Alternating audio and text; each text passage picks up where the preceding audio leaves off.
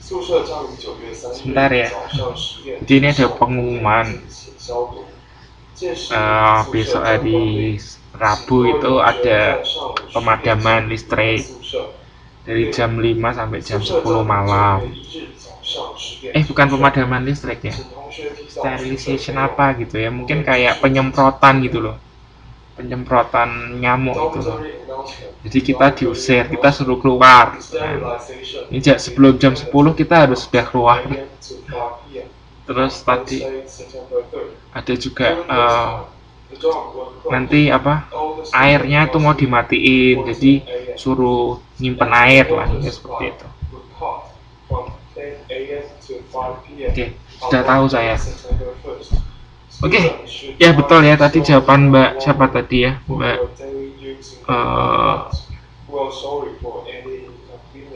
Mbak Signa Ilma kalau nggak salah ya.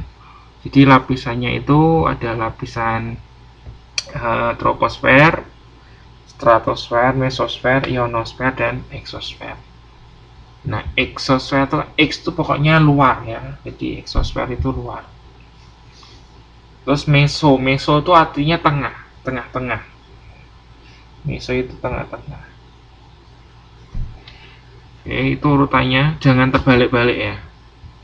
Urutannya jangan terbalik-balik. Jadi yang paling dekat dengan bumi itu adalah troposfer, dan yang paling jauh itu adalah eksosfer.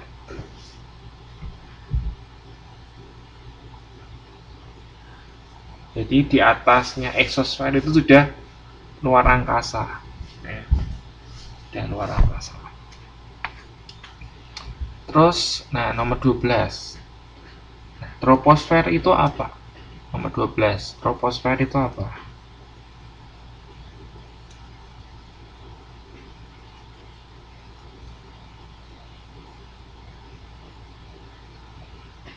Bukan troposfer, sorry. Tropopause ya, tropopause.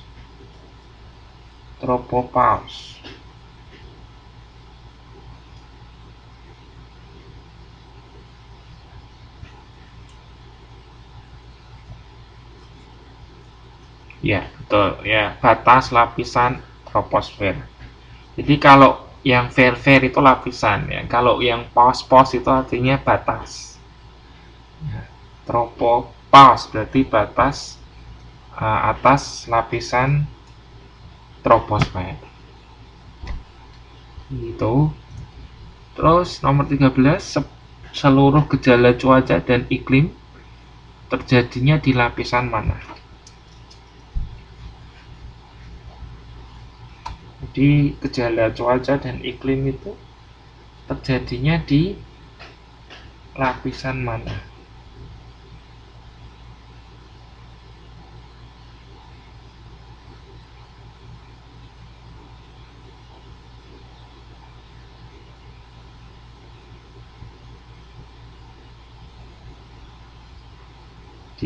Di troposfer ya.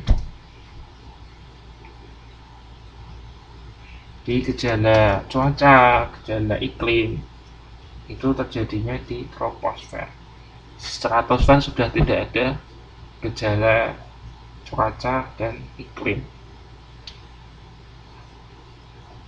Nah, itu jaraknya tuh kira-kira 12 km ya. 12 km itu mungkin dari rumah saya sampai Simpang 5. 12 km ya, jaraknya kurang lebih itulah 12 km.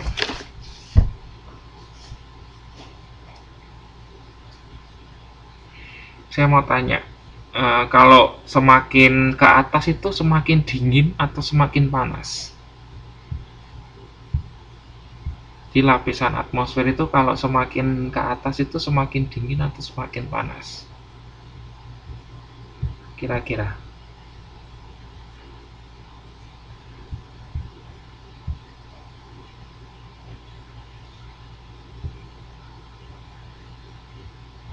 Semakin dingin ya. Jadi kalau kita semakin ke atas itu semakin dingin. Kapan tadi saya baca artikel yang mengenai MH17 itu loh. Nah, itu katanya yang meninggal di situ itu mengalami kesakitannya itu sebentar sekali gitu. Alasannya karena itu kan pada ketinggian berapa itu, bukan semakin panas mbak, semakin dingin malah di atas itu.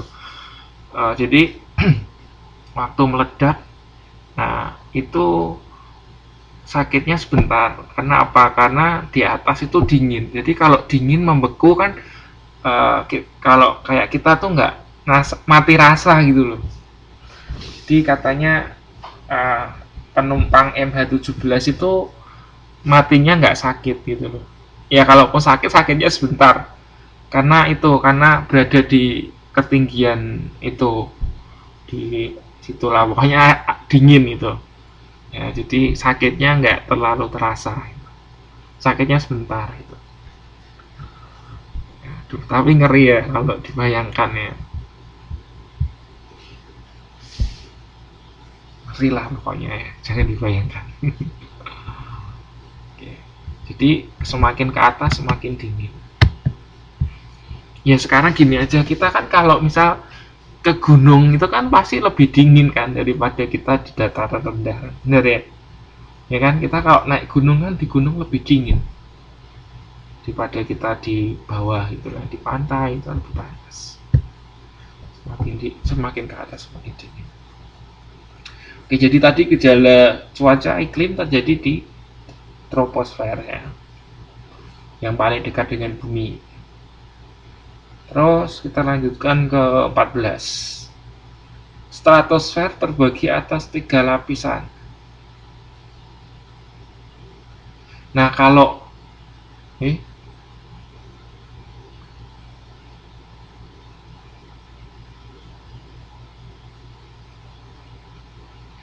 oh ya, ini tadi kalau kita bicaranya di itu mbak ya, di lapisan troposfer. Dan setelah di atas lapisan troposfer semakin panas. Karena apa? Karena kan semakin dekat dengan bumi, semakin dekat dengan matahari kan.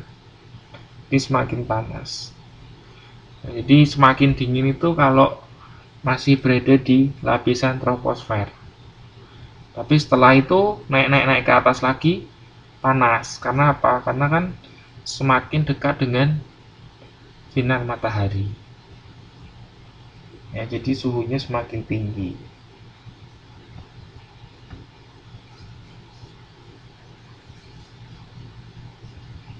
Ya, itu seperti di ionosfer ya. Di ionosfer itu ada yang namanya lapisan inversi. Ya, lapisan inversi itu lapisan atmosfer yang semakin naik suhunya semakin tinggi secara tajam. Nah, karena saking panasnya itu makanya sering juga disebut lapisan termosfer. Ya, termosfer itu artinya panas. Tapi kalau kita konteksnya di lapisan troposfer, ya, itu semakin ke atas masih semakin dingin.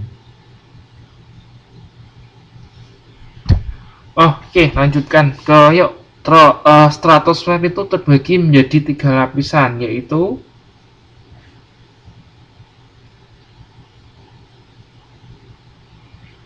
ini juga sama. Kalau stratosfer itu juga semakin ke atas semakin dingin ya. Jadi ada 3 lapis ya. Yang pertama isoterm, terus lapisan panas, kemudian lapisan campuran.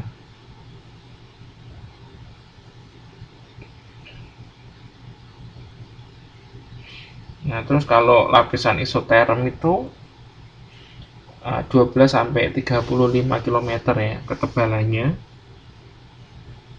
Suhunya minus 50 derajat. Ya. Suhunya minus 50 derajat.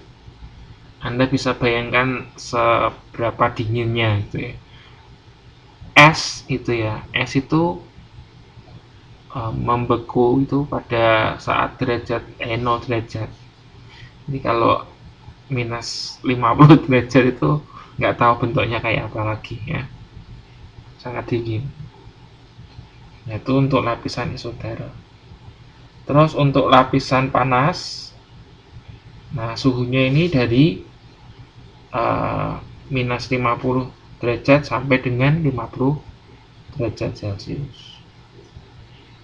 Terus pada lapisan ini terdapat ozon. Jadi ozon itu berada di lapisan stratosfer, tepatnya di lapisan panas. Terus yang ketiga lapisan campuran. Oke, terus kita lanjutkan ke iya ya. Ini enggak usah sampai 10 derajat, Mbak ya. 16 derajat kita pakai AC aja masih dingin ya. Apalagi sampai negatif. Oke, kita lanjutkan ke nomor 14. 15. Lapisan ozon terletak pada lapisan apa?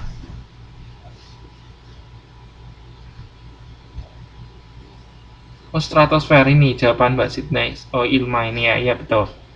Berada di stratosfer, tepatnya di lapisan panas. Ya, oke. Lalu kita lanjutkan ke nomor 16. Proses ionisasi atom oleh radiasi X atau sinar X ya, dan ultraviolet terjadi di lapisan titik-titik. Di lapisan apa itu? Ya, di lapisan ionosfer. Jadi di lapisan ionosfer ini terjadi proses ionisasi atom udara.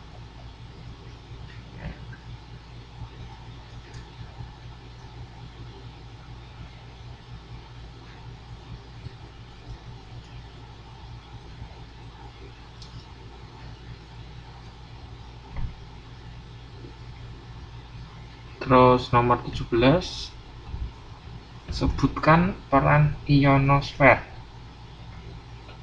Anda bisa temukan jawabannya di halaman 60. Sebutkan peranan ionosfer. Ya, oke. Pertama, ya, ada beberapa nih. Ya, ada beberapa fungsinya. Yang pertama itu memantulkan gelombang radio yang dipancarkan. Jadi gelombang radio ya kayak gelombang radio FM itu juga ya. Nah, itu tidak bisa melebihi dari batas di ionosfer. Jadi makanya itu kalau sudah sampai ionosfer dipantulkan lagi ke bumi. Jadi nggak bisa ke atas lagi. Nah, itu salah satu fungsi dari ionosfer. Terus yang kedua, menahan sebagian radiasi matahari. Ya tadi ya, kalau sinar ultraviolet terutama. Ini sebelum masuk ke bumi ditahan dulu nih oleh ionosfer. Nanti ionosfer ditahan lagi di mesosfer. Nanti sampai mesosfer ditahan lagi sampai dengan stratosfer. Karena di stratosfer itu tadi ada ozon ya. Terus yang ketiga, fungsi dari ionosfer itu sebagai tabir yang melindungi bumi dari jutaan meteor ya, yang jatuh ke bumi setiap hari. Di setiap hari itu ada loh meteor yang jatuh, yang nabrak bumi. Nah, tapi untungnya Tuhan ciptakan atmosfer ya, ciptakan atmosfer, terutama ionosfer. Jadi benda langit yang mau masuk ke bumi itu dihalangi dulu ya.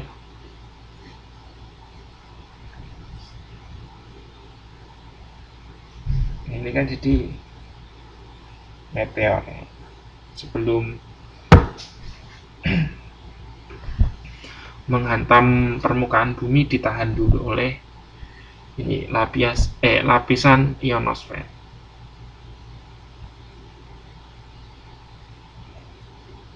Oke, terus nomor berikutnya 18, lapisan terluar atmosfer.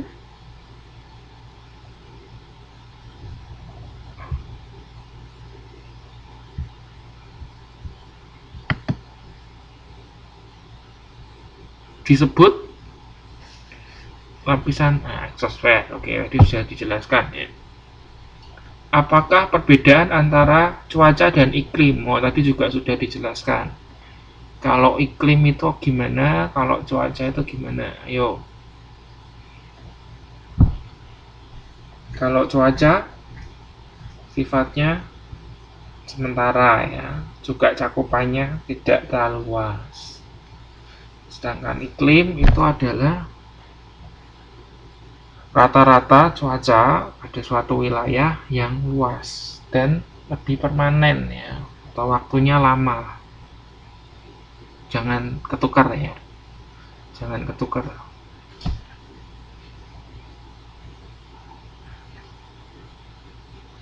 Ya, oke, kita lanjutkan ke nomor 20.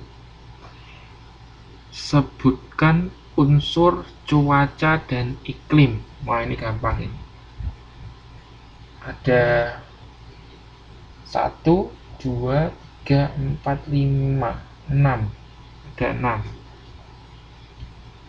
Jadi 6 unsur ini yang kemudian mempengaruhi keadaan cuaca dan iklim.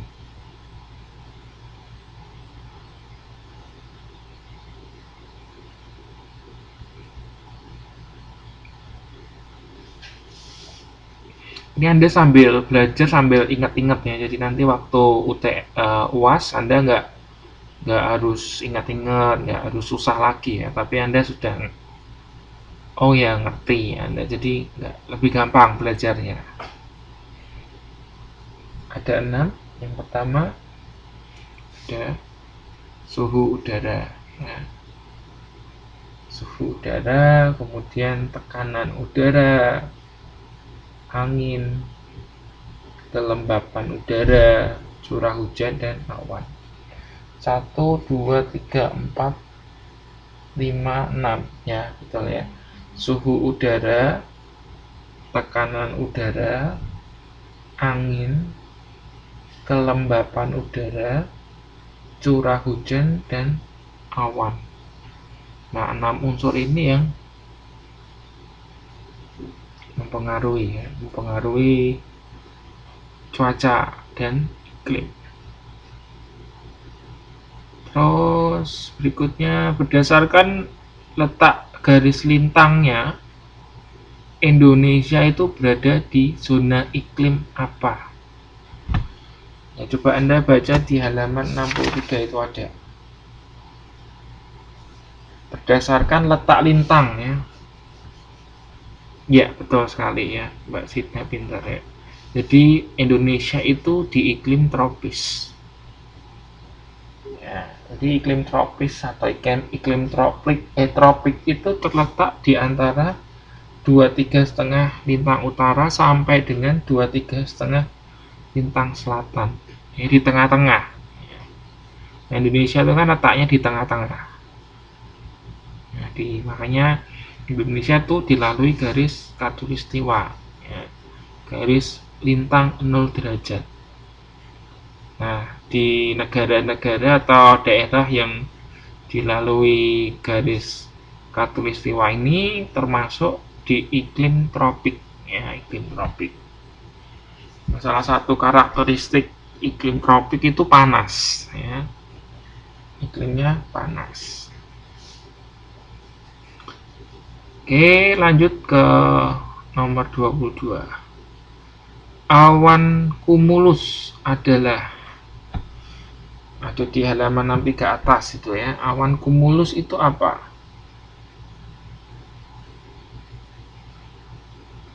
Kumulus. Ternyata awan itu dibedakan beberapa macam. Kemarin waktu saya balik dari Indonesia ke Taiwan tuh saya sebetulnya sudah siap-siap mau moto awan tuh ya. Saya mau tunjukkan, tapi kemarin itu HP-nya saya masukkan di tasnya sudah saya taruh di atas kabin tuh di lemari, saya mau ambil malas. Sebetulnya kemarin mau saya foto, saya mau tunjukkan nih loh. Ini yang namanya awan kumulus itu yang ini. Yang stratus itu kayak gini. Tapi ini sebetulnya ada juga sih di modul ini. Jadi awan stratus itu yang berbentuk selimut berlapis-lapis. Nah, biasanya kita kalau naik pesawat itu pertama kali kita lihatnya awan 100 ya, yang kayak selimut berlapis-lapis itu yang pertamanya. Nah, kalau awan cumulus itu awan putih bergumpal dan sering tampak pada sore hari. Biasanya anak SD tuh ya sukanya gambarnya awannya kayak ini ya, awan cumulus ini.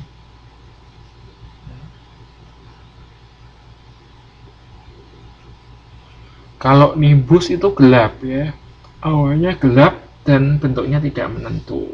Biasanya kalau muncul awan nimbus ini pertanda akan hujan. Terus ada juga cirrus.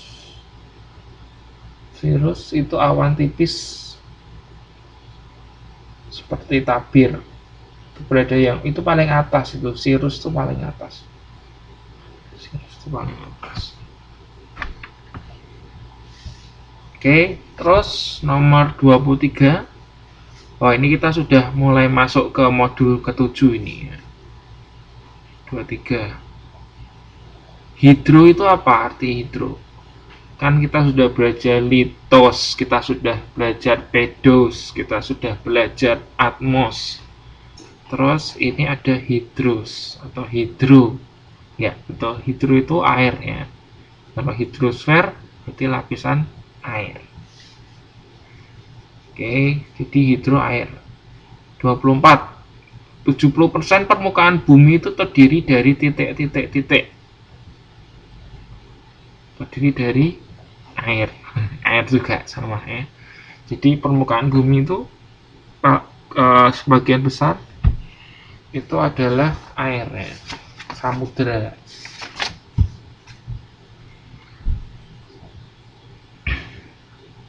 Terus 25, jelaskan siklus pendek air. Jadi siklus air itu ada 3 macam ya, ada yang pendek, sedang, dan panjang. Nah, kalau yang pendek itu yang bagaimana?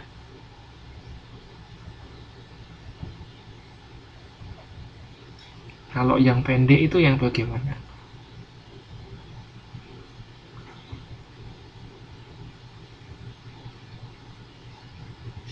Anda jangan ketik semua ya, intinya saja. Pokoknya Anda tahu, oh maksudnya ini Pak. Intinya saja. Siklus pendek itu apa?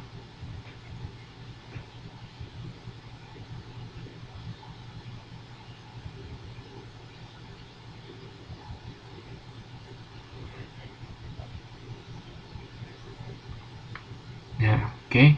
Kalau siklus pendek itu dari air laut sampai awan terus turun jadi hujan. Jadi siklusnya pendek. Dari laut langsung awan terus langsung balik lagi ke air laut lagi. Nah, itu yang pendek. Nah, kalau yang sedang itu dari air laut kemudian jadi awan. Nah, awannya itu jadi hujan. Nah, hujannya itu air hujannya melewati sungai dulu. Jadi nggak langsung jatuh ke laut, tapi lewat sungai dulu. Nah, itu siklus sedang. Terus yang ketiga, yang terakhir itu adalah siklus panjang. Atau biasa kita sebutnya siklus besar. Sama ya, siklus panjang, siklus besar. Nah, ini prosesnya lebih besar lagi. Ya, terus misalnya dari air laut ya, terus jadi kristal es dulu, terus jadi angin, nah terus jadinya salju, turunnya adalah bentuk salju bukan air hujan ya. Kalau siklus besar itu turunnya jadi salju. Nah, dari salju itu kemudian sampai ke bumi ya, jadinya gletser ya, atau es. Gletser itu atau es sama. Dari es mencair kan, esnya mencair melalui sungai, dari sungai airnya kembali lagi ke laut atau samudera. Nah, itu siklus panjang. Siklusnya lebih besar lagi dibandingkan yang siklus pendek ataupun siklus sedang. Yaitu siklus air ya, ada 3 macam. Terus 28, evaporasi adalah, gampang ini, ada di halaman 70. Yuk, evaporasi adalah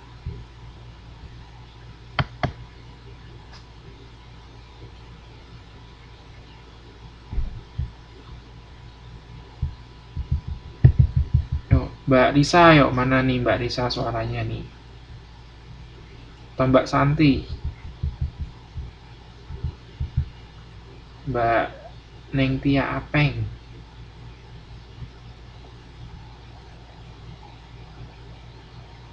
Iya, yang lain mana? Pada tidur kali ya?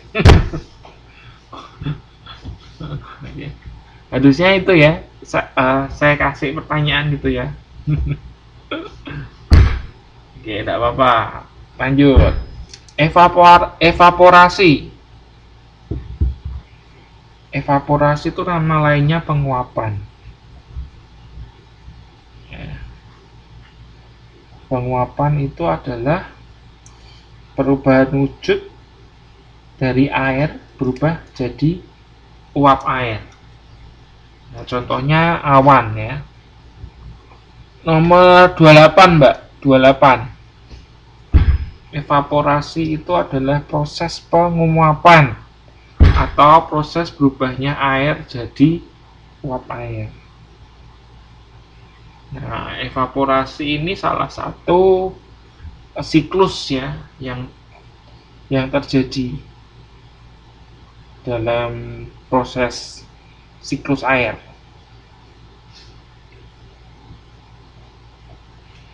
Lalu kita lanjutkan ke nomor 29. Infiltrasi. Infiltrasi apa?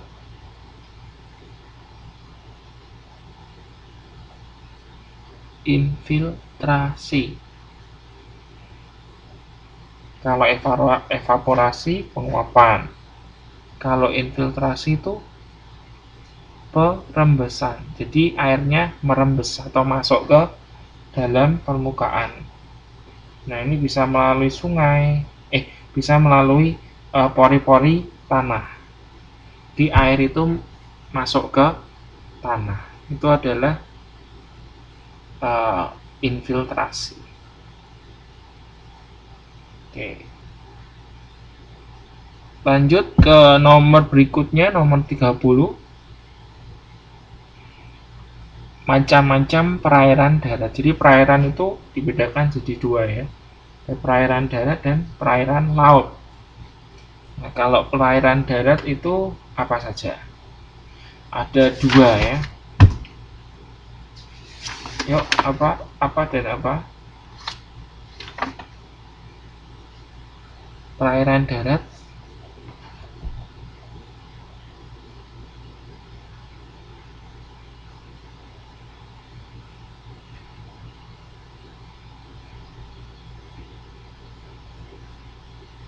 Ya, betul sekali. Air, tanah, dan daerah aliran sungai. Atau bisa disingkat DAS. DAS itu daerah aliran sungai. Oke, terus nomor 31.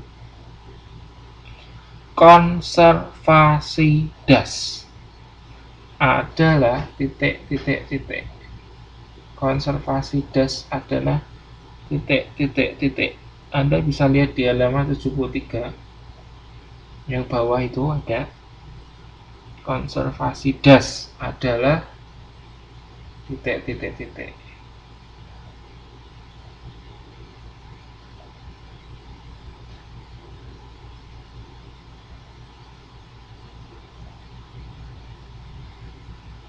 Yes, betul. Di konservasi DAS itu sebuah upaya ya, atau usaha untuk melestarikan atau memelihara atau mengelola DAS untuk menjaga kelestariannya sehingga bisa mengurangi